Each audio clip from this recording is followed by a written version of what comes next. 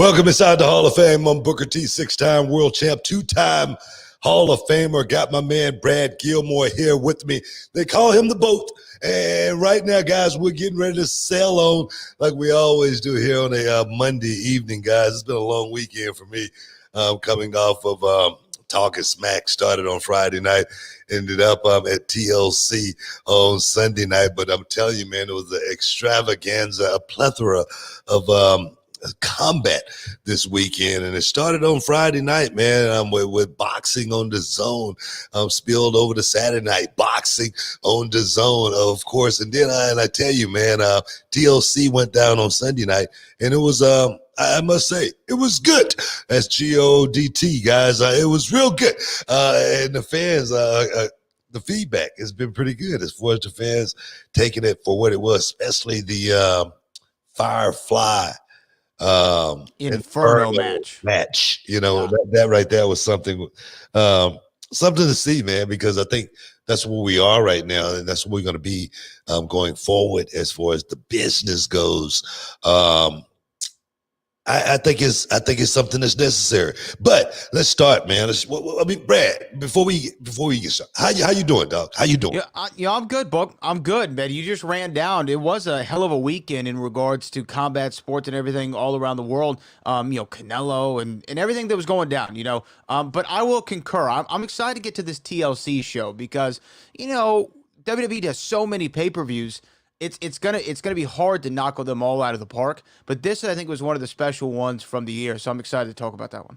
All right, we're gonna let all our WWE fans. We're gonna give them a minute to get online with us. We know they're late. You know what I mean? They're late, but I want everyone who's here right now, shout out where you are in the chat. We want to know: are you in Houston, Texas? Are you in Dallas? Are you in Florida? Are you in New York? Are you overseas? Are you in France? Are you in the motherlands? We want to know where you are. Shout us out in the chat. We got to talk about some boxing here for a second, man, just before we get started in the MMA, because we definitely got to talk about what happened with Vegas 17. It was definitely a night that we got to talk about. But boxing, man, boxing is something that is in my blood. I love it. The art of pugilism, two men going one-on-one, head-to-head in combat. Now, you probably didn't even realize, and a lot of people didn't realize, that on Friday night, Triple G fought. You don't even know that. You didn't even know that, did you? I didn't.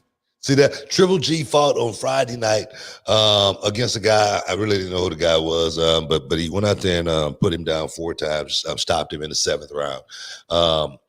But that's what boxing is sometimes. We got a lot of, top ranked fighters like a Triple G fighting against no-name fighters. So it's not going to be a whole lot of interest in those type of fights. And then on Saturday night, Canelo Alvarez, Galen Smith got in there and mixed it up. Canelo went out there and did what he's supposed to have done in a fight like that. He had already fought his brother, beat him up real bad. And then if you could beat one brother, you should be. I'm just saying. And that's exactly what happened. Canelo went out there and just battered this boy, just beat him, bruised, battered, and torn throughout the fight.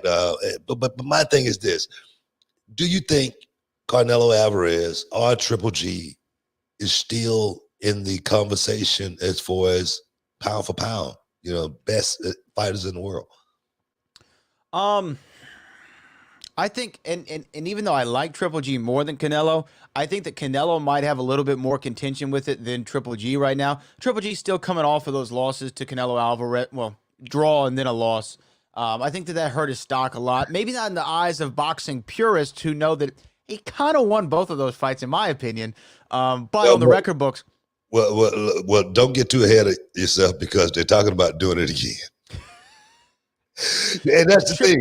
I hope Triple G's smart this time around. No, that's not it. That's the thing is DAZN. I love DAZN, but they really don't have enough fighters to really be able to promote, a real,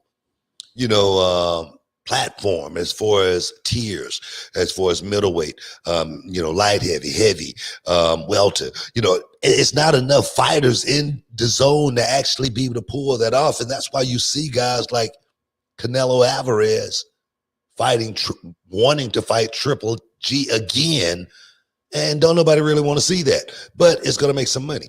And I think that's where we are right now at the end of the day, as far as let's get this money more than anything. Yeah, we know that boxing now has become a business about star attracting fights, right? Big main event fights. It's not about a single superstar anymore. Your fight isn't interesting unless it has two superstars in it. That's what we saw with Deontay Wilder and Tyson Fury. It's what we're seeing with Logan Paul versus Floyd Mayweather.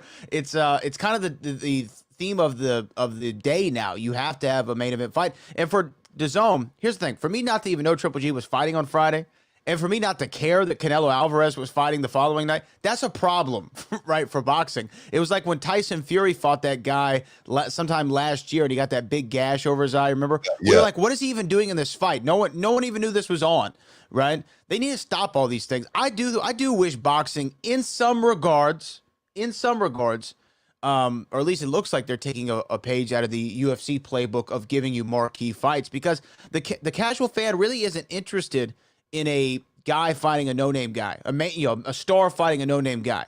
People aren't that interested anymore, unless when you get the occasional thing like happened in New York with Anthony Joshua, where he loses the championship to the Mexican Rocky.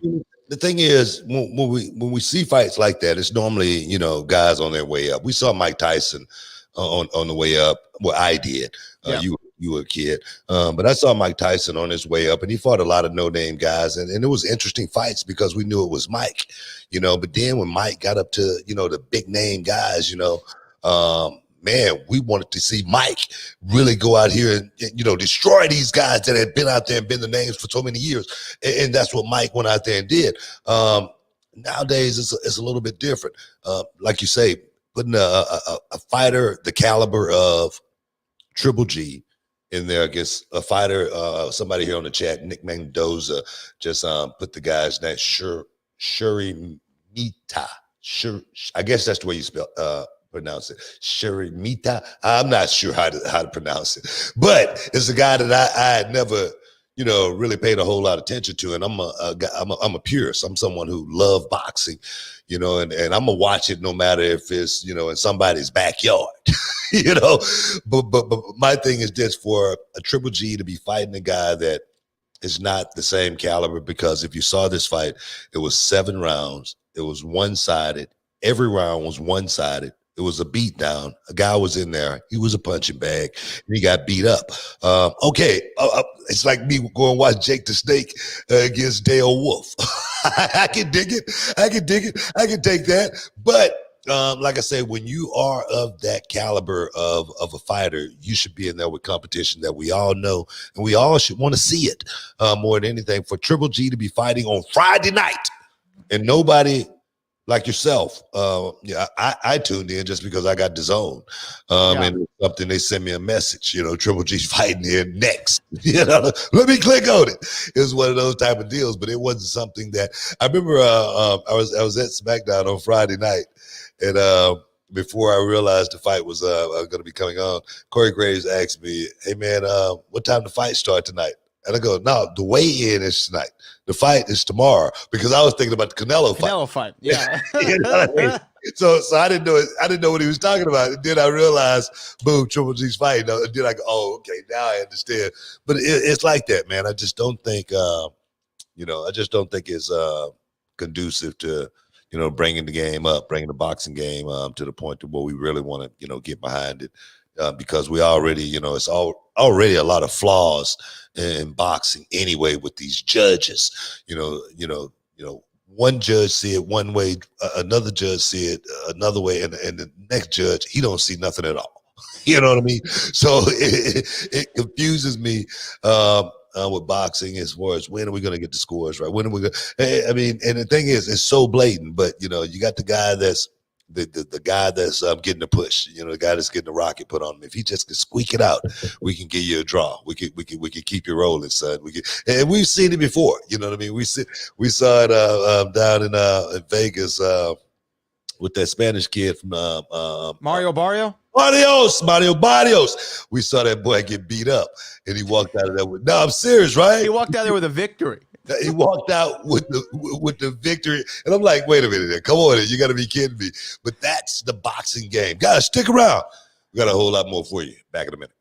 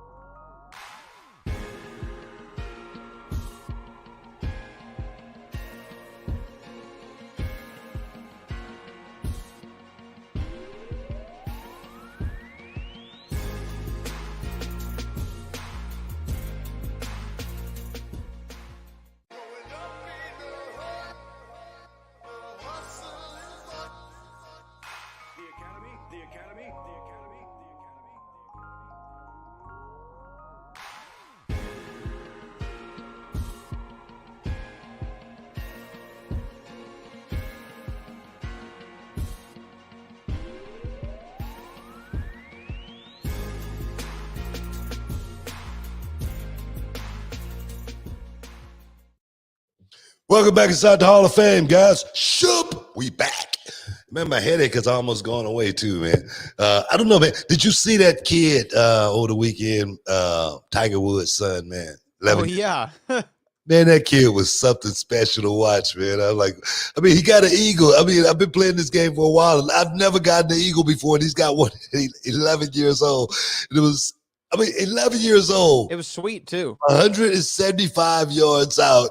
And this kid put it 3 feet from the cup and then drop in the eagle. You got to be kidding me, man. I just had to put it out there, man. Tiger got to be really, really proud of that kid, man, going out there and playing alongside of him like that. They both got on the shirts, and then they come in. Matching in the red. Oh, it was an unbelievable sight, man. But I just had to throw that out. I hope to see that kid, play one day and see if he can recreate the magic that the old man went out and did, once. Well, he's well on his way. I was impressed too. And at first I didn't know it was his son. When I saw a picture and I was like, oh, this must be some kid who wanted to dress up like Tiger. Then I thought it was his son, and then I went to go watch the clips, and I was like, man, this kid. But it kind of was reminiscent of Tiger, right? Tiger was what 3-4 years old on Johnny Carson sinking a putt. You know what I mean? It's just something in there in that family DNA that's good at the game of golf. Nah, man. I watched them practice on the practice surface, and man, it was amazing to watch that kid backswing and Tiger's backswing, and it was almost identical. At one point, we hit the shot and he posed, and then he flipped the club, and I was like, oh my goodness, this is something here, man. This is something that he's got some swagger. He got swag, man. And I hope to be around to see that, man. And, hey, real quick here, Book. Before we move on from the boxing game, like we were just talking about, Aaron C came in with a $2 super chat. He wanted to know, in your opinion, who's the best fighter in the world? Is it Canelo or somebody else? Best boxer in the world. I have an answer for this one too. I mean, you can go ahead and lay out for a second, but Canelo is he's an awesome fighter, and we've been watching him for a long time. But Canelo hadn't put himself in harm's way as well to go out and get beat. Canelo has gone out there, and there again, he's been one of those guys have gotten the decision when perhaps he shouldn't have gotten the decision. So I don't think Canelo has fought the best fighters in the world in order to be called the best fighter. Now he's good, but he's only 30 years old. It's still a lot left in the tank, but trust me, he's on the downside of his career opposed to on the upside. Is he the best fighter in the world? I don't think so. Not when you got guys like, Terrence Crawford out there that's willing to, fight anybody in the world. You got the Errol Spencers of the world who just went through what he went through and came back and went out and did what he did. You got Teofimo Lopez out there who just unseated Lomachenko, who's a guy who was revered to be unbeatable. So it's always going to be up for debate until we see somebody like Mike Tyson come along again, in my opinion. Go ahead, Brad. Well, speaking of a Tyson, I think Tyson Fury deserves to be in that conversation as well as one of, if not the best boxer in the world right now. I don't know who is pound for pound number one. Do they have a ranking of that? Do you know who pound for pound is right now? I mean, pound for pound is going to be Canelo. Going to be, Let's see. and I think it's going to be Canelo. Going to be the pound for pound best fighter in the world. Let's see who they got at number one here. Yeah, right now it's Canelo Alvarez, and number one. That's what and my thing is this: I'm not taking away any thing away from Canelo Alvarez because he's gone out there and he's beat some top flight guys, but he still have not been in the ring with the best of the best fighters in the world, you know. So I'm waiting to see, you know, who's gonna break out to be that one guy. But I think it's so hard these days to actually figure out who's the pound for pound best when you got the, you know, the PBC, you got, you know, Top Rank, you got the Zone, and none of these guys seem to really want to fight each other. They're talking about it. It's always a lot of, you know, talk back and forth, but don't seem like nothing is getting made. Don't seem like nobody's moving as far as let's make this happen and give the people what they want. Because more importantly, I don't think anybody wants to lose. I don't think anybody wants to get knocked out that ladder. I think that's what it is, more importantly than anything. No, you're 100% right. Nobody wants to be the person to stick their neck out and then get knocked out or beaten. And that's a problem. That's just a problem with boxing. You know, sometimes it was like when we go back to the Conor and Mayweather fight. I remember we were talking about it. You weren't sure that it was going to happen. I just said, man, I don't know. It might not happen, but there's just too much money there, right? And with some of these mega fights that they can make, I just feel like there's too much money on the table that these guys are turning their nose at. You even look at the Avengers movies, right? Remember when Spider-Man finally came back to the Marvel universe? Yeah. It's because Sony said, hey, look, Disney and Marvel are making all this money. We need to get a piece of that. All right, let's get a piece of that money. And they made a deal to make more money together. And I feel like Top Rank, Golden Boy, Mayweather Promotions, DAZN, whoever, Eddie Hearn, all these people out here, they need to start thinking about that because there's only so many times, like we was talking about in the last segment, you can fight your star against an unknown man, right? There's only so many times that we're going to be interested in that. It's just not going to be something that's sustainable, especially given the climate of boxing right now. Roy Jones Jr. and Mike Tyson just beat everybody's ass in boxing when it came to drawing pay-per-view numbers. Yeah. And these are two guys in their 50s. Yeah. And they outdrew everybody. Why? Because it was a star attraction. That's why we wanted to watch it. It was a star attraction, but it was a fight that you might see something. You might see something. Just like when we went to go watch, you know, Tank Davis. Well, I went to go watch Tank Davis and Santa Cruz. That's a fight you're going to get some action. You know you're going to get exactly what you paid for. These guys are going to go out there and they're going to fight.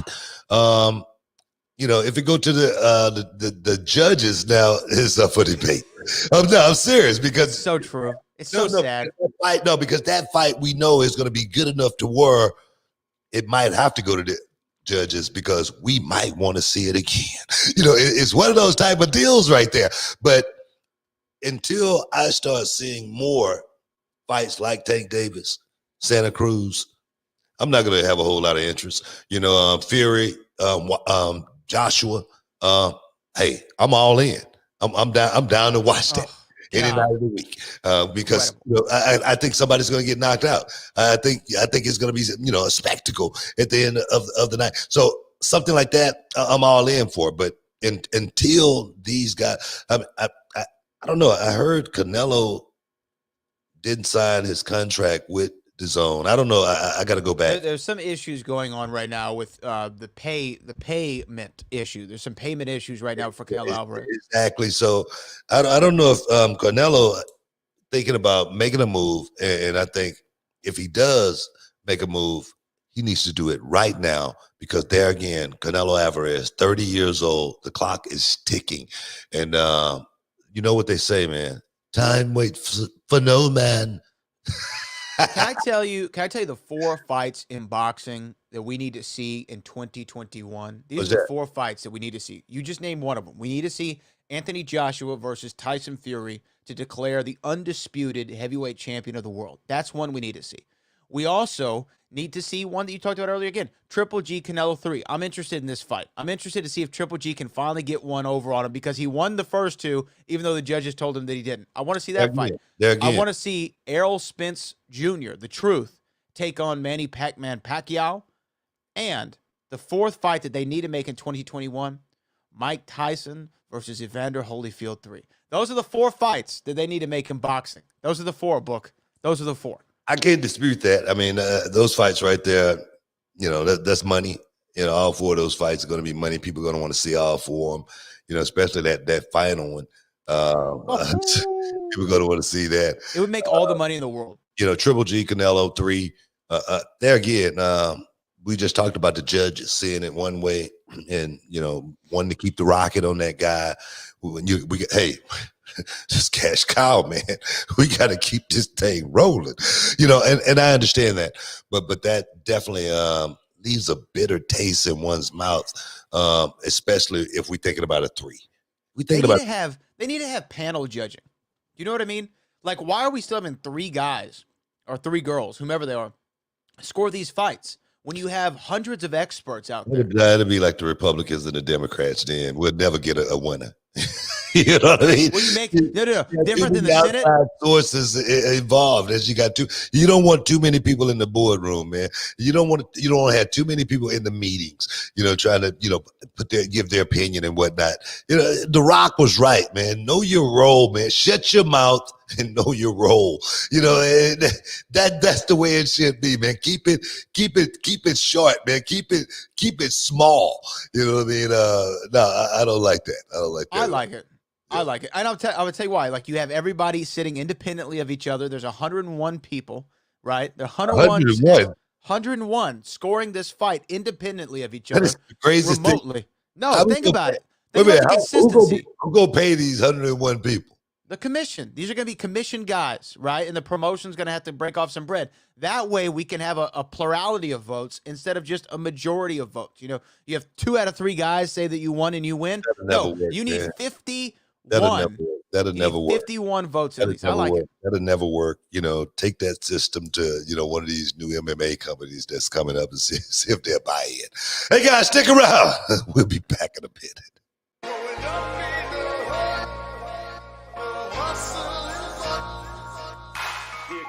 The Academy.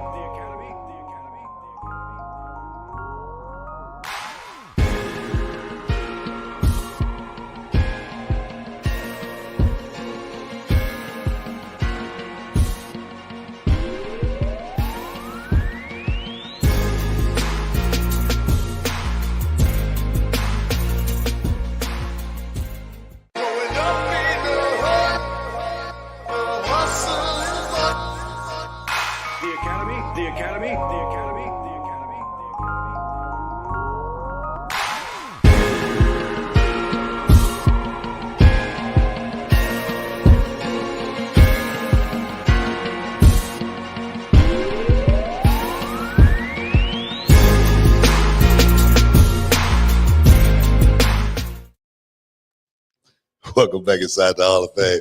I'm just sitting there reading the chat, man. A lot of people ready to get into this TLC stuff, man. Everybody's like chomping at the bit, want to get a little piece of the action, want to get their champagne wishes, caviar dreams. Going to talk about that in a minute, but we got to talk about UFC 17, Vegas 17 went down Saturday night. And I got to talk about Anthony Showtime Pettis. First guy I want to talk about.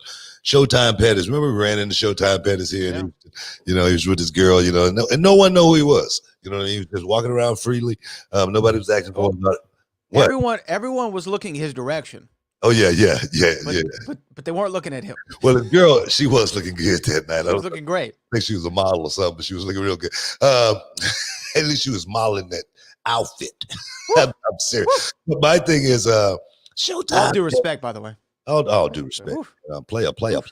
Now, Showtime Pettis took on Alex Moreno, and he got a victory. And the thing is, almost got a highlight reel finish also. I'm talking about Showtime Pettis of old, spin kick, top of the dome, guy on, Dream Street, just couldn't finish him. It was one of those nights, and I was like, oh, man, Showtime almost got one. But what I wanted to talk about was Showtime Pettis, man. A guy there again, the poster boy for the UFC at one point on the Wheaties box. And when you get on the Wheaties box, man, that's like Bruce Jenner, even though that's another story. But getting on the Wheaties box and just totally the poster boy for the UFC. I mean, they had him modeling, doing everything, and then all of a sudden, the fall from grace, man. It seemed like it was so quick, and now he's on the prelims, not on the main card, but the prelims. He gets the victory. Last fight on his contract. What does Showtime Pettis go from here? I don't know, man, because it looked like for a minute he was going to have a resurgence at welterweight. Remember when he moved up from 155 to 170 and he had that incredible knockout of Stephen Wonderboy Thompson, who I'm sure we're going to talk about in a minute. It was a fantastic Superman punch off the cage, highlight reel, like you said, the Showtime Pettis of old. And everyone said, look, this is going to be his shot. Then what happened? Nate Diaz came off the couch after 4.5 years of doing nothing and whooped up on him for 3 rounds, right? And then all the stock that Anthony Showtime Pettis had went out the door completely. All the stock that he built up from that Wonderboy knockout went away. And now, like you said, he's fighting on the prelims. And I'm glad that he was still fighting, and I'm glad that he got a win. I don't think his future's in the UFC. I did see in a post-fight interview that he wants to fight Tony Ferguson. You know, I'm gonna tell you that's a great call out. I think that's a good call out. I mean, come on. I think that's a good call. Why look here? You don't call out a guy who just got beat up. That's not a good call. That's why you call him out. That's what I'm just saying. I'm like, come on, Pettis. I mean, come on. If you're gonna call somebody out, man, let's be real. We know exactly what Tony Ferguson is right now in his mind, in his own world. I mean, and I'm gonna tell you right now, it's nowhere near ready to fight someone. That guy needs to be on the shelf. And the thing is, Tony Ferguson's career perhaps is over. So he's saying he want to fight a guy pretty much who was a shell of himself when he fought him once upon a time. No, I don't think that's a good call out. I think Anthony Pettis is trying to get a victory over a guy that went out and beat him, and I just don't think that's the right way to do it. I don't know if Showtime Pettis has a whole lot left to show or to give in the UFC. I just don't. I don't think Showtime Pettis' career and he lands on his feet in the UFC and it goes well for him. What is Showtime Pettis going to do? Sign a 5-fight contract and go out there and can't fulfill 4 of those fights? Come on. Yeah, I mean, the thing is, unless he went on some sort of crazy, tremendous run at 155 or what have you, Showtime Pettis isn't ever going to be a world champion in the UFC. He's finished. Yeah, it's just not going to happen. And I'm a fan. I am a fan. I hate to say that, but it's just not going to happen for him. And I say go to Bellator because that's what we always say when the guy's kind of at the end of his run with the UFC. But Bellator seems to look. They were wary about signing Yoel Romero for whatever reason. I know that Yoel's older than Anthony Pettis, but Yoel Romero's coming off of a world title fight. Was it this year or last year against the last Stylebender? So I don't know. I don't know if even Bellator is right now in the business of signing old UFC fighters. But I would like to think that there's a place somewhere in some promotion for Anthony Showtime Pettis. It might be a spot in the in Bellator for him, But I'm just saying, I just don't think there's anything left for him to do in the UFC because, like you say, I don't think he's ever going to be champion again in the UFC. The Wheaties box and all of that stuff is well behind him, as well as his brothers in Bellator also, right? Yeah, Sergio Pettis. Then go on over there and hang out with your bro. Yeah, I forgot Sergio was over there, so that kind of does make sense for him to go to Bellator. But just it's so to me, I wonder why there's so many UFC stories like his though. The guy who was given everything, front-loaded a part of his career, was given everything, and then just it didn't pan out the way that we all thought. I don't think he was given everything, man. I think he went out and earned it. Well, I just think the fight game evolved, and Showtime Pettis, his game was predicated on being able to go out there and you know, dazzle you, shock and amaze you with some shock and awe, and then, guys figured him out, saw exactly where he was fighting from. And then the blueprint was there, created. There again, the cloak of invincibility was broken. So I think that's what it was more than anything with Showtime, and as well as a lot of guys, and that goes back to Mark Coleman, the guy who created the ground and pound. I wouldn't say he created it, but he definitely perfected it. He definitely made it famous. And then guys figured that out. And next thing you know, Mark Coleman was a relic. He was a dinosaur, when it came to the fight game, so I just think it's the evolution. Speaking of evolution, Greg Hardy went out there and got the hell beat out of him after making all the stupid faces before the fight, and see, that's I sat there and I watched it, and I gave this guy the benefit of the doubt. I say, we're gonna wait and see exactly what Greg Hardy has. I say, at least Greg Hardy is one guy in the UFC that they're building properly, not just throwing him out there against killers. But Marcin Tybura, that guy, he got a gas tank. He wasn't willing to quit. And I tell you, Greg Hardy, he looked pathetic. I'm telling you, he looked so bad in the second round. He was so gashed. That's always been his problem, though. You remember the one time that he used the inhaler in between rounds? And he talking about he didn't know that wasn't legal. You know what I mean? It was like it's been coming. It's been, I wouldn't say overdue or anything like that, but you knew he was going to run into, someone like Tybura to just go out there and just beat him up. What do you think is next for Greg Hardy? Do you think Hardy makes a comeback off of this? Because I say now the competition is only going to get stiffer for him. It's not going to get easier. Yeah, I mean, I definitely think that the competition is going to be too great for him to match up against. I mean, it's not his first loss in the UFC, and he's fought he's probably fought 9 times in 2 years, right? Yeah. I mean, at least. He lost to Volkov. He lost to Volkov. Yeah. He lost to Volkov by decision. He got DQ'd in one of those early fights, right? Yeah. Not that really counts as a loss, but not really. I mean, but I just don't see. The thing about Greg Hardy was this: he's a football player, he's a natural athlete, he's a big guy, he can hit hard, and when you fight a guy like the Kraken or other guys, you're probably going to be competitive. You know what I mean? But he got, when he got to Maurice Green, when he beat Maurice Green like he did a couple months ago, crochet boss, I was like, okay, I'm gonna give him a little props because I thought Maurice Green was a little better than, I'd say less than average. You know what I mean? He was a guy, just say for instance, a B fighter, B minus. And I thought he would go out there and get Greg Hardy a little bit of trouble, and he didn't. Greg Hardy just walked right through him. This fight here, Tybura, is a guy that he's a tough guy. He's no quitter. He didn't have the best record or anything like that, but he's a guy that is well more experienced than Greg Hardy inside the cage. And he went out there and proved it with inside 2 rounds and stopped Greg Hardy to the point to where Greg Hardy folded the tent and quit as soon as he got on his back. I don't think it's a whole lot left for Greg Hardy in the UFC, to be honest. No, I don't either. I don't either, but I never thought that he had a great upside anyway. I never saw the upside that maybe you saw after the Mo Green fight, but Maurice Green. What I'm talking about. Mo Green, that's Mo Green. It works, I guess, both ways. Never cross Mo Green, Booker T.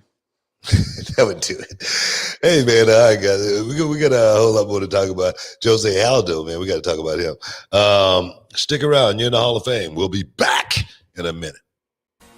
Hey, what's up, guys? It's Booker T, 6-time world champ, 2-time Hall of Famer, and this is for all up-and-coming professional wrestlers, male and female. You want to know the ins and outs, the do's and don'ts. You got a question, I got the answer. If you want to know how, join my masterclass. Go to realityofwrestling.com for all the information. Starting on Thursday and every Thursday after that, guys. Don't miss out. Don't get shut out. And I know you can dig that.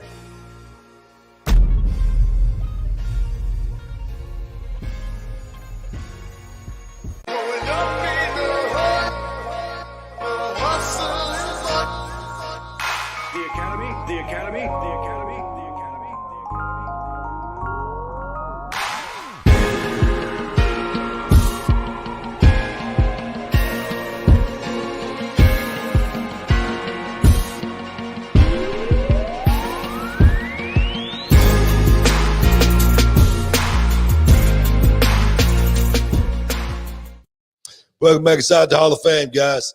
Talking about UFC right now. Jose Aldo got a big victory over Marlon Vera. It was a typical fight, I think, as far as Jose Aldo goes. He went out and did everything he normally does. But he's normally fighting a guy that's a little bit tougher, that put a little bit more output. This Marlon Vera guy, now take nothing away from him. Last fight, he got a victory over Sean O'Malley. And they talked about that victory over Sean O'Malley like it was the greatest victory that had ever been produced inside the octagon. And I was like, come on, man. The guy's foot went to sleep. He couldn't walk. You beat an injured man. You beat a guy who was literally limping around the ring that couldn't, I mean, he was definitely, like you say, wounded. You ever seen The Gladiator? Of course. Before he go out and fight, you stab him. Put his arm on him and send him out. That's what happened in that fight right there. But they really talked Marlon Vera up like he was going to be a monster in this fight. But Jose Aldo went out and handled his business, moved on to the next level. That fight was what it was. But now he wants TJ Dillashaw. What do you think about that? Yeah. Well, I like it and I don't like it, right? Why not? There's a few things going in Jose Aldo's favor in this one. First, TJ's been on the shelf for what now? Almost 2 years? Has it been almost 2 years? Almost 2 years, yeah. For TJ Dillashaw after he got popped for the EPO. Dillashaw is going to be a bit rusty, we're sure. Now, he is still a world caliber fighter, but without all the enhancements, we don't know how good TJ Dillashaw actually is. Jose Aldo. As well as the way TJ Dillashaw went out. Yeah. He went out pretty embarrassingly, very quickly. From Triple C there in that last fight. I mean, it was within the first round, wasn't it? Didn't he knock him out in the first round? It was pretty. I think it was first or second. It was either first or second round. Yeah. I mean, it was really quick, and he got him out of there. I like to call out for Jose Aldo because this is what Jose Aldo was thinking. Okay, if I win this fight, I just beat another former world champion, right? Jose Aldo, hey man, maybe I'm back in the hunt. Right? Or at least I've earned myself to another big fight down the road.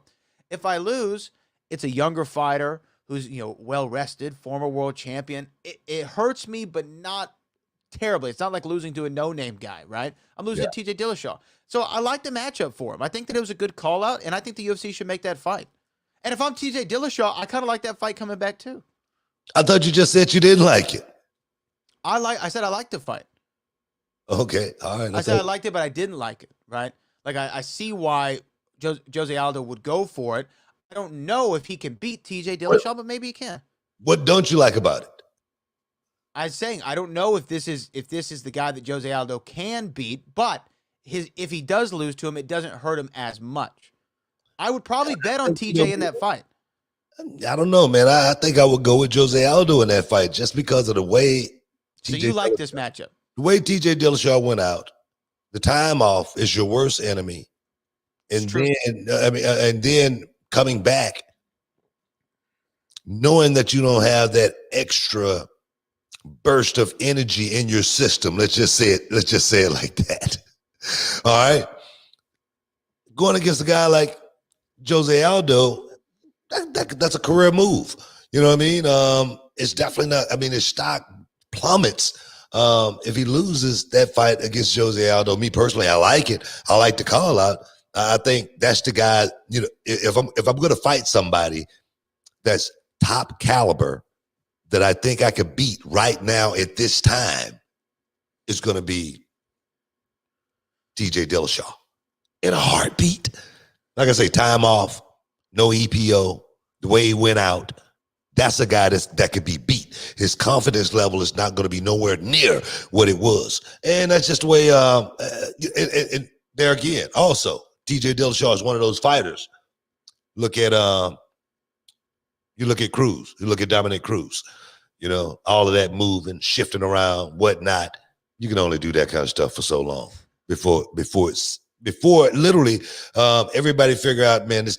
They figure out the game. They figure out what's going on, and I really think that's what TJ Dillashaw is right now. He got away with it for quite some time, but the gig's up now. So But out of Jose Aldo's last 10 fights, he's 4-6. I just looked it up. 4-6. That's not a great record for a man who went undefeated for like a decade or whatever it was. Right? But you got to think about this though. With Aldo, he went on a losing streak. He had to rebuild himself. Yeah, I mean, it was after the Conor loss, right? Exactly my point. Yeah. After the Conor loss, but then he lost the 2 in a row to Max Holloway. Which there again, you lose to Max Holloway. There's no shame in that game. You know what? You know what? All of his losses except for one, there's really not a lot of shame of it. Conor McGregor, not a lot of shame. 2 to Max Holloway, not a lot of shame. Alexander Volkanovski, current champ, not a lot of shame. Peter Yan, not a lot of shame. And then Marlon Moraes. He beat Marlon Moraes. I think he did. I think he did too. He beat Marlon Moraes. But the judges didn't give to him. Exactly my point. I mean, there a guy that Moraes had to rock it on him. He had a little bit more juice right there. You know, the losing streak had a little bit to come into play with that right there. Just my opinion.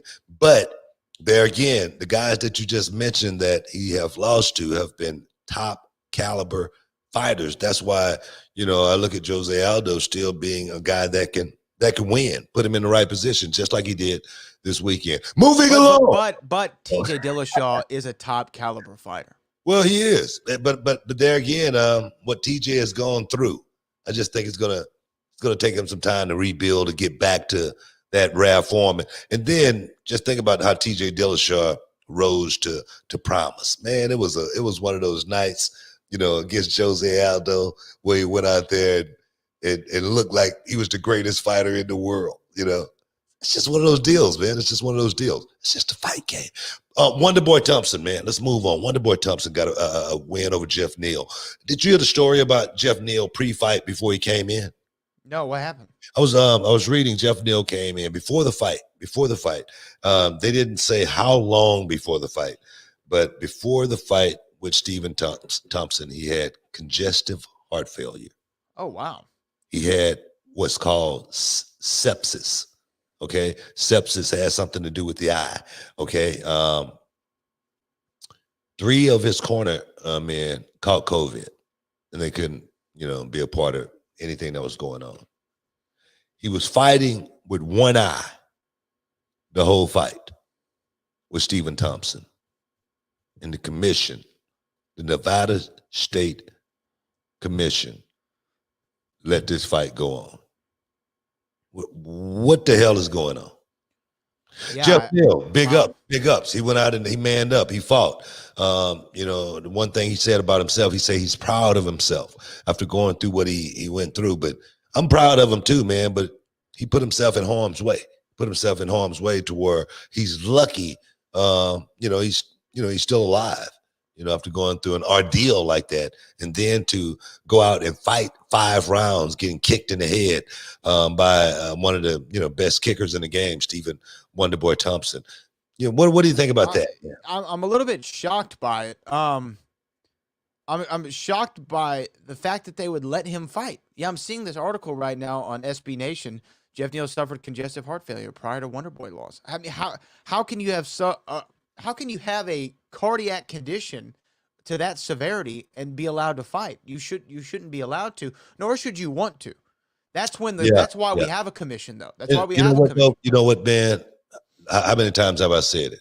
How you gonna tell a man he can't feed his family? How you gonna do that? You can't do it. Well, and for those who don't know, I do remember the one fact about Jeff Neal that I don't know if you even know, Book, but it stuck out to me because I do love the restaurant. He's a server currently still at Texas Roadhouse, Texas Roadhouse in Dallas, Texas, and he was having to be a waiter while signed to a UFC contract because he wasn't getting paid enough. God bless him, man. He got to be a waiter, and he's under the UFC banner. You got your UFC fighters out there working, bussing tables. Unreal, man. Unfreaking real, bro. But I say that to say, no wonder he wanted to take this fight by any means necessary, because he's like, I got to get that check. That's what I'm talking about. How you gonna tell a man he can't feed his family? Christmas coming up, you know, son want the G.I. Joe with the Kung Fu grip. You know what I mean? You got to be able to take care of that kind of stuff. And when you a dad, you know, a father, you take a bullet for that little one, man. You'll go out on your shield. You know what I mean? So I give Jeff Neal big props, man. But if the UFC knew that this was the case with Jeff Neal coming into this fight, they should be ashamed of themselves. They really should. They should really be ashamed. And if someone got a lawsuit in the future for putting their, life at risk, it's Jeff Neal, in my opinion. Because if any of that is true, somebody should pay for it. They really should. Yeah. Yeah. I mean, again, I don't fault him for wanting to fight. I fault the commission and the doctors if this all pans out like you said, which it seems like it does. I mean, it's being reported everywhere. I just didn't hear about it. Someone needs to be fired. I'll be honest with you. Seriously. Somebody needs to be fired for allowing somebody to put themselves in harm's way. Now, stick around, guys. You're in the Hall of Fame. We'll be back in a minute.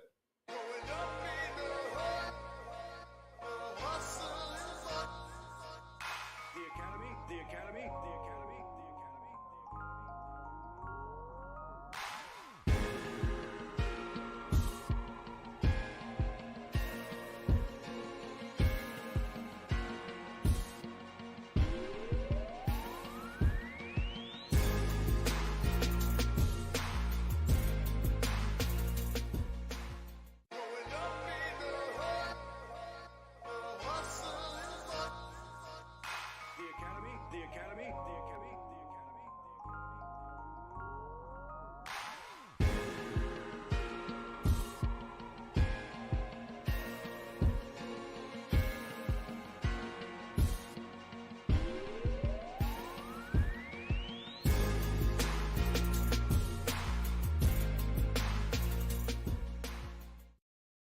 Shoop!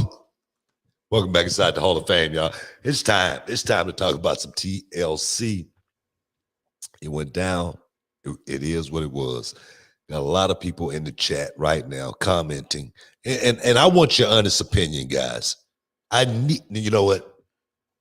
I need your honest opinion as far as what did you think about TLC went down this Sunday night. Brad, give me your opinion before the chat start coming. Well, and you know what? And I do want to give you my opinion. I truly and honestly do. But even before I do that, we have one question I want you to get to real quick. $5 super chat coming in from Turfa. I wish I could pronounce that last name. Quimibe? Maybe? Quimibe? Quimbe. Turfa Quimbe. I'm part from from the bush. From myself, I know a little bit about that. Okay, he says listening to you guys as I usually do training big back today. Book, what's the most you've deadlifted in a training session? You know what, man? I've never been a big deadlift guy. I always stayed light on the lower back just because taking bumps and deadlifts just did not go together. It's something that I tried earlier on in my career, but it's just something that didn't work out for me at all. But as far as jumping on the bench, jumping on the squat rack, 315 front squat, and do it with precision and perfection. I can take it up a little higher than that, but it's all about repetition, baby. On the bench, I'm one of those guys that want a pyramid. I might start at 135, pyramid my way up to 315, back down. Right now, I ain't going quite up to 315, maybe 285, but I got to be able to get 8 to 10, baby. I got to be looking good, to be looking jacked, to keep the biceps looking right, the chest looking right, the shoulders, the latissimus dorsi, all of that stuff right there, man. So it's all about moderation, my friend. But I must say, you're looking good. Yeah. That's GOODT, kid. You're looking good. Yeah, he's looking jacked. He's looking real jacked. But look, when we talk about TLC, book, like I said earlier, I like this one. I really enjoyed TLC. You know what? You like it, but what do they think? Let's see. I'm looking at a few people right now. They're saying nice stash, book. TLC main event was interesting, but the WWE title match was good, but another cash in wasted. I do want to talk about the cash in here in a minute. People enjoyed the PPV. It was a relief to see solid matches mixed with classic WWE madness. Carmella and Sasha. Carmelo and Sasha even stuck out amongst it? Amongst it all. Okay, so you're saying that was a good match. Randy Orton told us why he was a legend killer. He was a killer for real. It was a great show. Was TLC. What about Randy Orton versus The Fiend in the Firefly Inferno match? Wow. So people like it. Overall, people like the show. Book, you were there. You were there inside the Thunderdome. What did you think? Hey, man,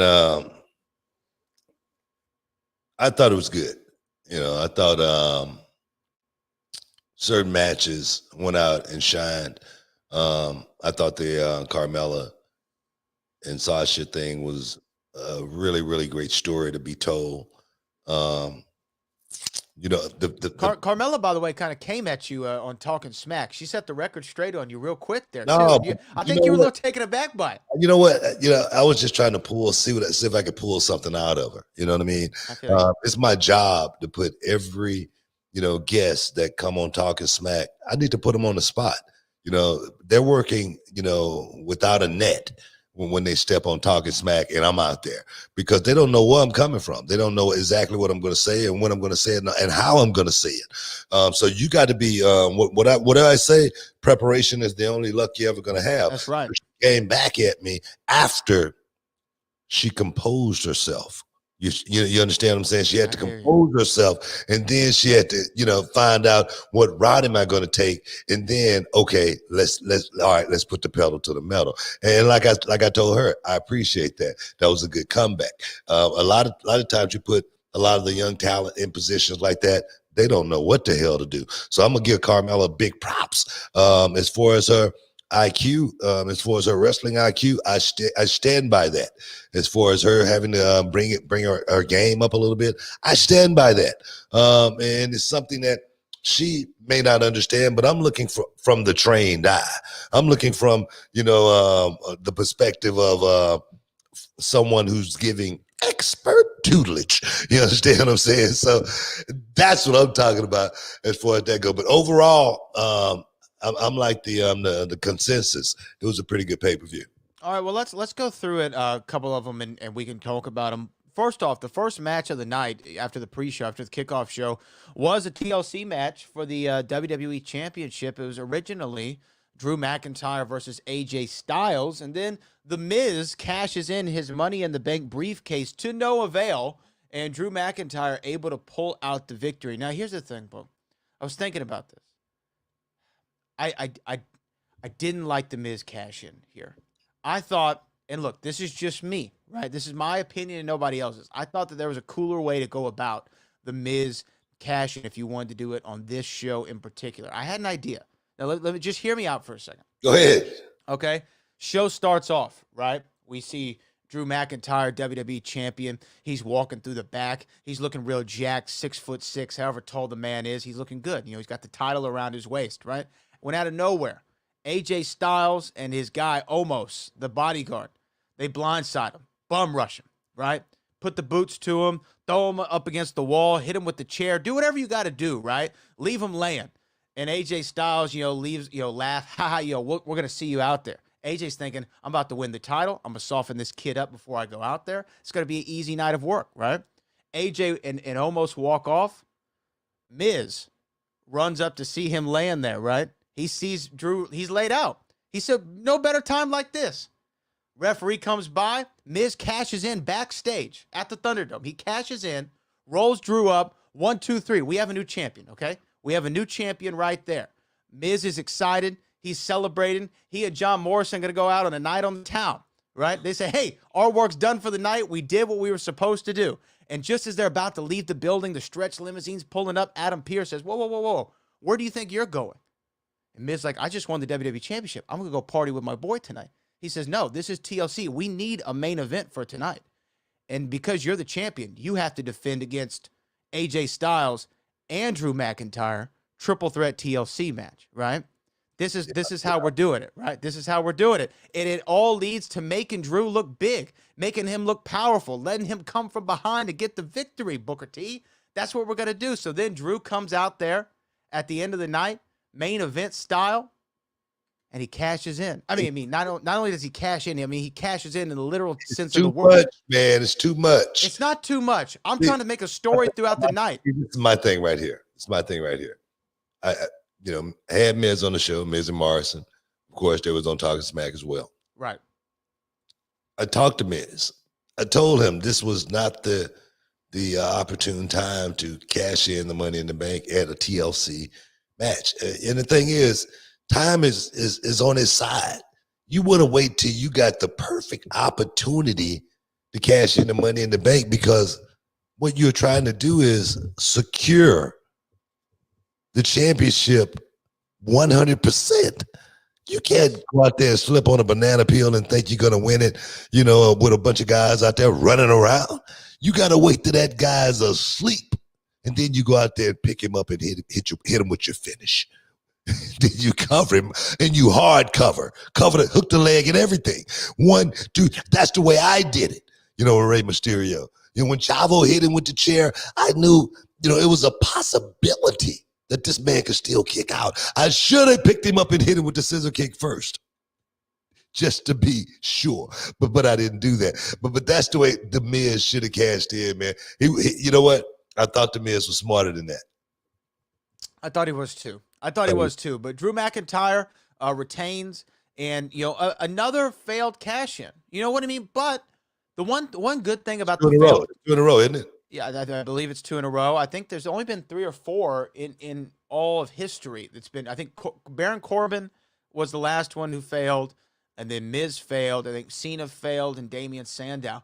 But what does make that good? The good aspect of it, although I didn't really like how they did it, it's neither here nor there. The good aspect of it is now you don't know for sure that the Money in the Bank winner is going to get the title, right? You're not 100% certain when you see him running out that he's going to get the title. And I think that makes it more interesting. I don't know, man.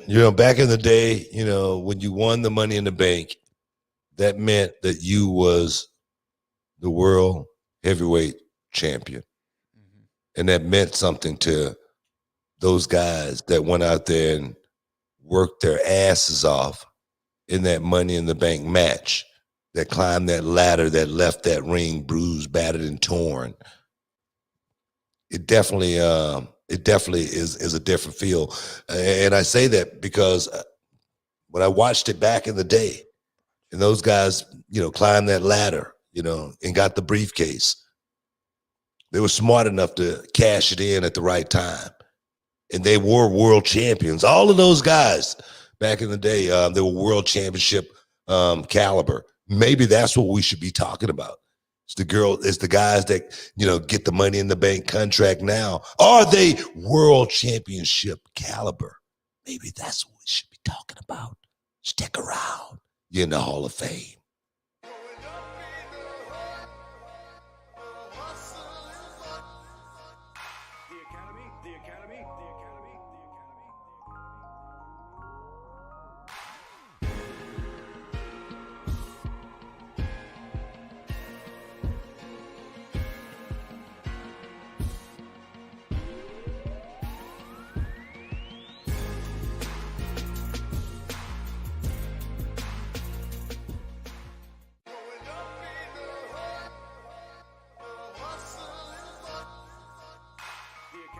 The Academy.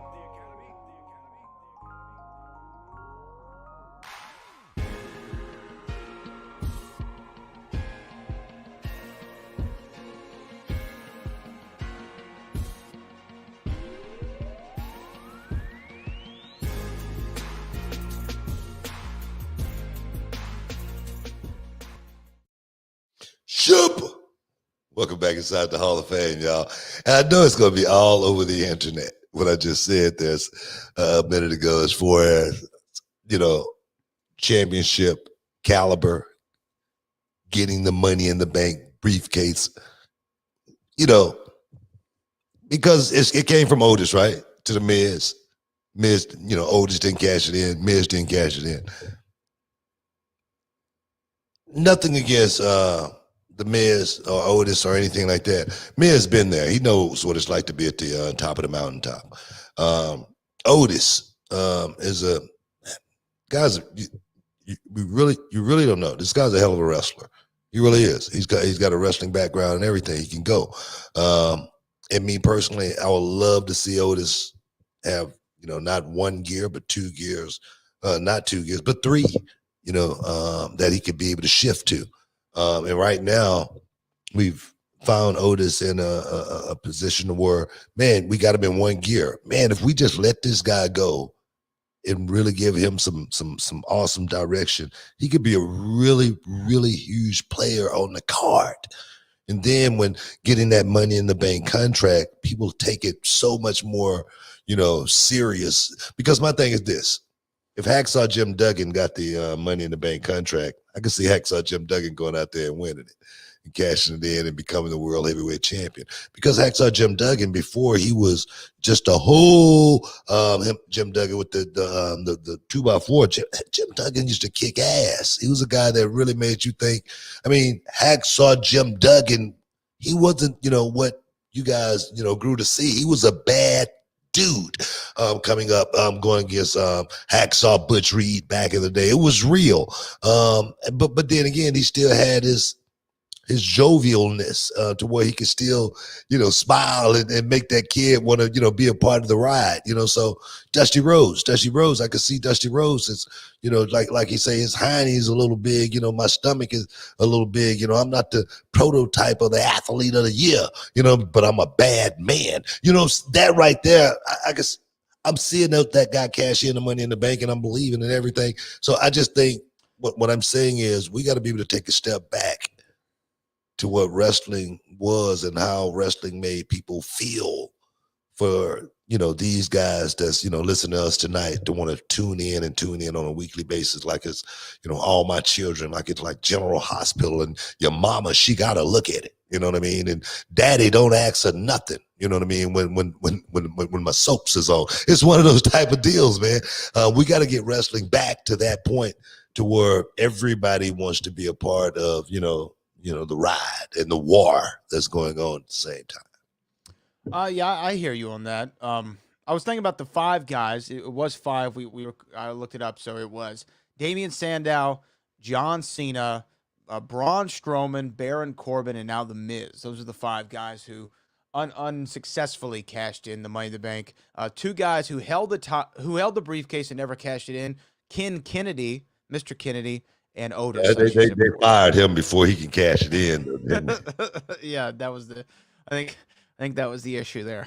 Yeah, that was the issue. He got the old caught an old L on that one.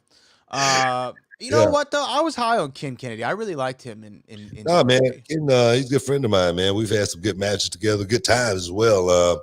He's one of those guys. I went to a seminar for him a couple of years back at his school, and but good dude, man, good dude. Just was at the wrong place at the wrong time, and there again, I teach my students, and if you're extraordinary talent is one thing, but if you're not, you got to know how to make it in the locker room before you have a chance to make it in the ring. And extraordinary talent mean not like me or anything like that. As far as 2-time Hall of Famer, a guy that can go out there and work with anybody in the world. I'm talking about you got to be, 6'9", 7 foot. You know what I mean? A giant. You know what I mean? We can't You're find not the Undertaker. Exactly. We can't find no more of these. That's what I'm talking about. The rest of you suckers fall in line. Learn how to make it in the locker room before you have a chance at making it in the ring. All right, tell me though, Book, what do you feel? Cedric Alexander and Shelton Benjamin, the new Raw Tag Team Champions, the Hurt Business. I don't know if you saw the kickoff show. I got a chance to talk to MVP, and the question that I asked MVP, I said, man, you and I, we're from the hood, you know what I mean? And Cedric Alexander, he's a guy that need a little dirt on him, and I was just wondering, have you had the talk with him? Most fathers got to have a talk with their sons when they're of color. So for those guys to go out and win the championship, It was awesome, man. Yeah, I'm loving it, man. I said it, man. Cedric Alexander, he's looking a lot better to me, man. He is looking great. Getting to look a lot better to me. I got to talk to him. I got to give him a couple of clues on a couple of things. You know what? I normally don't talk like this, but hit me in the DMs, and I make sure I get you some knowledge. But other than that, man, I'm loving it. Yeah, This is a great win for Hurt Business, though, right? This is like really legitimizes them, right? it is, man. It is. It definitely get these guys to rub. You know, it gives them a chip in the game, and now it's going to be up to them how far they take it. How how big can the Hurt Business get as far as going out there and making the fans feel a certain way? I saw somebody in the chat earlier said making people feel. It made me feel a certain way. That's what the thing is really all about. In the Hurt Business right now, they are one of the hottest things going on the show. I give them props. MVP has set up a great deal, and he set up a great team around him. And I wondered about the addition of Cedric Alexander, being a part of that deal. But I tell you, man, he's panning out. He really is. So a little direction, a little tutelage. I think that thing can blow up straight to the moon. And New Day doesn't need to continue to be the champions, right? I mean, not that they're bad champions by any stretch of the imagination. They're 10-time tag team champions, but it's just like I feel like we've seen it now for about 5, 6, 7 years or whatever it's been. I want to see them maybe transition to something else. I don't know. Well, how long we been watching New Day now? I think it's been like 7 years. It's been a minute. Or 6. It's been a minute. And the thing is, I know they want to run with it because they're having fun. You know, they're making money. You know, they ain't got to worry about anything other than going out and entertaining on a weekly. But it's going to come a time to where that group is going to have to break up. Kofi Kingston's been around there for how long now? 14 years. Yeah. It's like 08. He's been around. He's been around. He's been around for a minute. You know what I mean? So Kofi still got gas left in the tank. But Xavier Woods, we're gonna wonder what Xavier is gonna be, by himself. Can you actually see Xavier, in a run on his own? Can you picture that? Xavier doing that? I don't know. In the WWE, is he capable of doing it? Of course he is. Can he change his spots and not just be the comical guy and think about what I've done with the New Day, just like what we're talking about with Big E. Big E right now, he's still trying to shed the New Day. He's still, catch himself in moments. He's still, catch himself. He still catch himself in moments, like the clothes that he's wearing. He still want to have that New Day feel. You got to wonder if, you can go past that because, like Paul Heyman said, the New Day could be a footnote in his career if he's willing to grow. And I would say on top of that, I would, if I was Paul Heyman, I would have said, but some people need to feel a little bit more pain before they get to that position. I agree with you on Woods. I agree with you on Kofi, and I agree with you on Big E. By the way, I think Big E is going to be the Intercontinental Champion come Friday. That's just an early prediction for everybody out there. I think he's going to win the IC title. But I liked that Hurt Business now has the titles, and it just makes that faction look all that much more legitimate. When you got Bobby Lashley as the U.S. champion, then you have your two other guys, Shelton and Cedric, both as the tag team champions. And by the way, Shelton Benjamin dedicated this match to Shad Gaspard, and I thought that was a really classy thing to do in a championship win. Yeah, definitely was, man. It seemed like, God, man, I just thinking about Shad. I was wearing his T-shirt a couple of days ago, and then I see that right there. Man, it's crazy, man. It's crazy. It's been a crazy year, man. It's been a crazy year. 2021. It's almost over though. It's almost over. 2020. We almost into 2021, and I cannot wait, man, to freaking, count down, the clock and say, man, 2021 is here. Hopefully these vaccines start kicking in very, very quick so this death toll can start to go down, because I'm telling you, man, I'm so sick of seeing it, man. I'm so sick of seeing so many people losing their lives on a daily basis.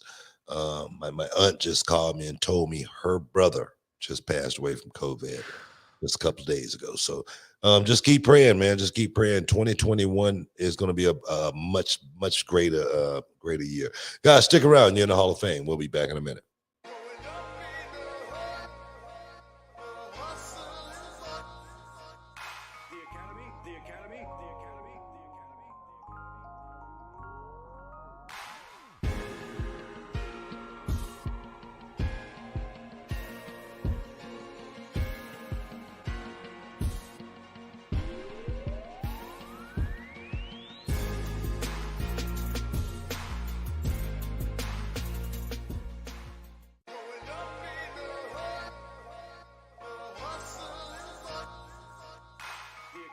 The Academy.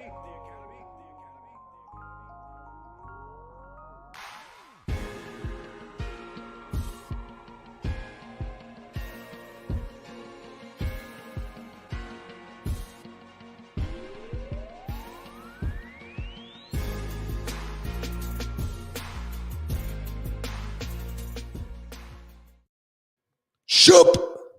Welcome back inside the Hall of Fame, y'all. About to roll up out of here. We got one more moment with you guys. So, hey, what do you think about, Brad? What do you think about? I wanted to talk about the return, though. Big return on TLC, Tables, Ladders, and Chairs last night on the WWE Network. Of course, we saw it was going to be Asuka and Lana versus Nia Jax, Shayna Baszler, women's tag team championships. Lana gets out. She's hurt, whatever. She's out of the match. We had to have a mystery opponent. Who's it going to be? And then there she is, the queen herself. Charlotte Flair makes her return. She tags with the woman who she ended the undefeated streak of WrestleMania 34 of Asuka, tags with her, and now they are the new WWE Women's Tag Team Champions, holding that title simultaneously with Asuka's Raw Women's Championship. So a lot going on there, but what did you think of the return of the queen? Nah, man, we needed her. We needed her back. It's crazy. I was just talking about how strong the women's locker room was just a couple of years ago. And then, boom, Becky Lynch, she goes down. Sarah Logan, she goes down. Bella Twins are out of it. Bella Twins, they're out there down. Who else got knocked up? You know what I'm saying? So it's all kind of craziness going on, man, as far as the ladies go, man. You were out of your mind. I'm serious, man. I'm like, come on here, man. I mean, we got to wrestle. We got to go around the world. We got to do this thing, but they want to have babies, man. They want to have kids and all this stuff. We got time for that, But nah, man, the ladies' locker room have kind of dwindled a little bit. It's not as strong as it was a couple of years ago. And with Charlotte out of the picture, and then there again, Charlotte took a hiatus. She was gone. She was gone. So I'm serious. It was definitely a sight to see Charlotte come back in that fashion, grand fashion, pay-per-view, only looking like she can, and then to go out there and do work, cash in as well, become champion. Again, that's what she does. I thought that was great. But I'm still, there again, a little worried about the women's division. Right now, Bayley is my standout star in the women's division. That match that she had on Friday night with Bianca Belair, that I'm gonna tell you, that was a pay-per-view match almost. You added a little bit more to that. It definitely was pay-per-view, but to see the ring generalship told me a whole story. But there again, back to what we're talking about, to see Charlotte back in action with Asuka. It lets me know, man, we got some stuff on the rise, over the horizon as far as, come on, how long is this love fest going to last? Not very long at all. No. So we know something's coming. What is it? Stay tuned. We'll find out. I think it's going to be the old, if you want to know my prediction of how I see this playing out, it's the old, we're tag team partners, we're tag team champions, and then we're going to be in the Women's Royal Rumble next month. One of us is going to Well, I guess Asuka's the champion, so that wouldn't work out. There's going to be distinction some way. Maybe Charlotte wins the Royal Rumble, and then there it is. You have, tag team champion versus tag It's team gonna be champion at something. WrestleMania. It's gonna be Something something. like that. But no, I like it. I like it. I mean, because you got to stir the pot. You got to figure. And the thing is, you got to get your best workers in there. There again, getting your best workers in there. I see Bianca Belair coming up very, very quickly. She's moving up the ladder, just like I say, that match she had on Friday night. And if we can get a few more that can fall in line, that can actually go out there and pull that off, I think the division can get just as stronger here in 2021. I think the slowdown might have hurt a whole lot as well, as far as not being able to be on the road. Not being able to get that experience out there to be able to come up. Having this time on television, you got to put your best workers out there. You got to have your best talent out there. That's just the way it is. So I think that's what hurt a whole lot, as far as certain talent moving up the ladder more so than anything. But yeah, great to see Charlotte back. And last but not least, we got to talk about the Firefly Inferno match. Booker T, it main evented TLC last night. We saw the closing shot of the show was Bray Wyatt, the Fiend, being burned alive by Randy Orton. I think you said you saw this match earlier in the day because what everyone knows, it was taped. It was taped before. Well, I saw things getting worked on, but I didn't actually sit and watch it. I want to be just like everybody else and see it. Watch it with it. When everybody else watched it, just so I could. It's like watching a movie. You really don't. You're really not sure what you're watching until everything get put together properly.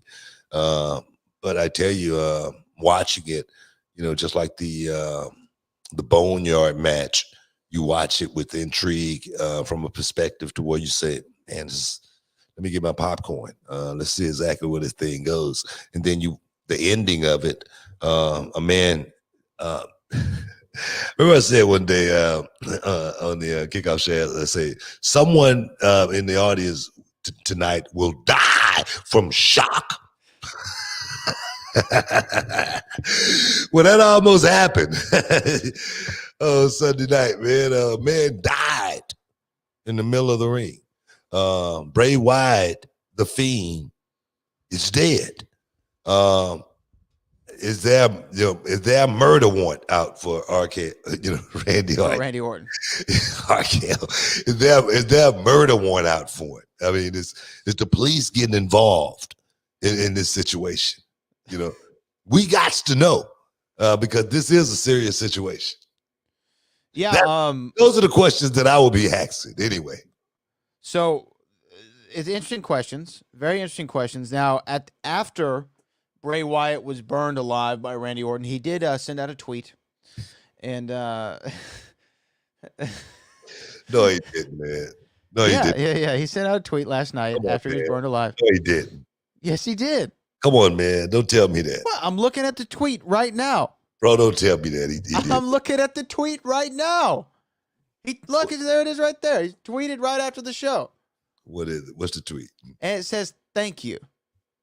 And it has some image that I'm unaware of. Whatever that is. Looks like a metallic something. And it says, thank you. So it leads to some people's speculation that Bray is done, which I don't think that he. Are you okay? Are you all right? I had a headache earlier, didn't I? Yeah. I just got a headache. This is the last segment. Thank God. But that's all. I just got a headache, man. I mean, some stuff gets me off, you know what I mean? And I'm just, it just takes me to another place. But I will say this. I like that we have someone like The Fiend on the show where because, Taker's gone now, right? Taker's gone. I think Kane is gone. He tweeted, right? You say he tweeted? He tweeted, and then Dusted says it's a cocoon. That's what we're seeing. So maybe we're seeing a rebirth of some sort now. But yeah, he did tweet that at the show. But I do like the fact that we can do these horror-style matches still. We have an excuse. We have a character where you can do the Inferno match. You can do the Buried Alive match. You can do the Casket match. You can do the Hell in a Cell or whatever you want to do. We still have a character on the show where we can do these matches. I just, Taker never tweeted until like 2019. That's a good run. Yeah. Good run. Yeah, man. You know, that's the business though, man. That's what we are, man. That's what we are, man. I mean, it was a good match. It was a good match. But yeah. I do say also it was the best use of the Inferno stipulation. Because I think that Kane and Bray had an Inferno match a couple years ago at SummerSlam, and then of course Kane and Undertaker had a couple, or maybe one or two. I don't remember. They were never like the most entertaining matches in the world because you couldn't really go to the outside, you couldn't do anything off the ropes because the flames were right there, so you just kind of had to shoot them in and tackle, slam, stuff like that. So I think that this was good. Well, you're cracking up on the chat. Yeah. Yeah. It's crazy, man. No, man, but that's one of those things, man. Hey, I can't get too deep off into it, man. I just can't get too deep off into it. But it is what it was, man. And we move on. But we got to be back inside the Hall of Fame on Wednesday again, doing it again. We got hopefully some good news to come across the ticker between now and then. If you guys want to see something funny, man, pull up Dana White going off on Ariel Helwani.